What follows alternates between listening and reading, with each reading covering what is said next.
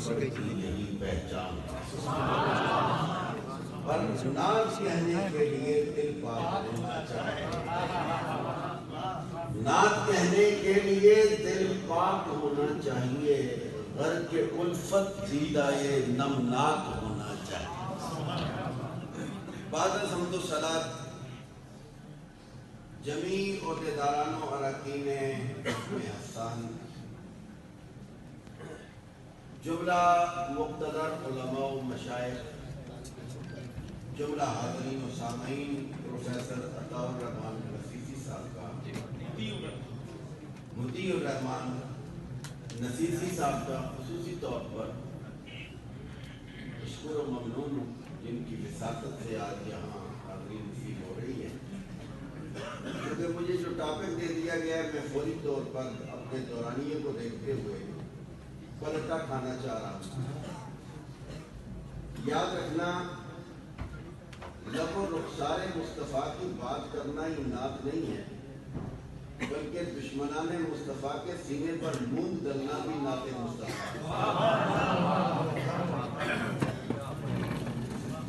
یہ یاد رکھنا، میرے آقا کریم علیہ السلام نے سیدنا حسان بن ثابت سے کہا تھا،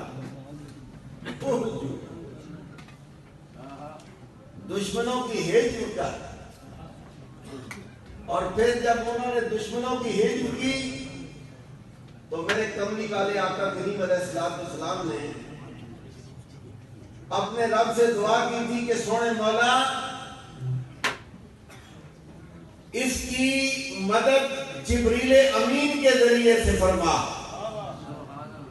حاضرین گرامی مرتبہ، یہ بات اپنے ذہن اور خیال میں بٹھا لینا کہ آج جس وقت آپ صحابہ کرام رضوان اللہ علیہ مجمعین کی شان بیان کرتے ہیں تو کچھ ایسے خیال اور کچھ ایسی فکریں تمہارے پاؤں کے نیچے روندی جاتی ہیں جنہیں صحابہ کا ذکر وارا نہیں کھاتا۔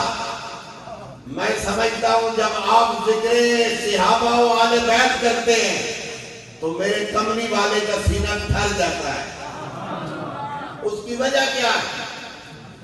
میں سمجھتا ہوں کہ جس شخصیت نے چونکہ جماعتی و ثانی جا رہا ہے، جس شخصیت نے سب سے پہلے کار نبوت کو قبول بھی کیا ہے اور کملی والے کے کندھے کے ساتھ کندھا ملا کر برسرے میدان اترنے کی ٹھانی بھی ہے، اسے صداقتوں کا امام کہتے ہیں، وفاؤں کا تاجدار کہتے ہیں۔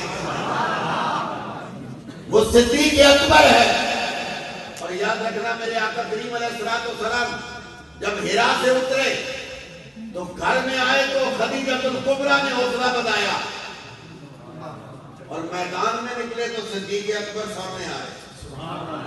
سب سے مشکل کام اگر اپنے آپ کو منوانا ہوتا ہے تو وہ یار بیلیوں سے منوانا ہوتا ہے، اور اگر اپنی حکومت کو ثابت کرنا سب سے مشکل ہوتا ہے تو وہ اپنے گھر میں ثابت کرنا مشکل ہوتا ہے۔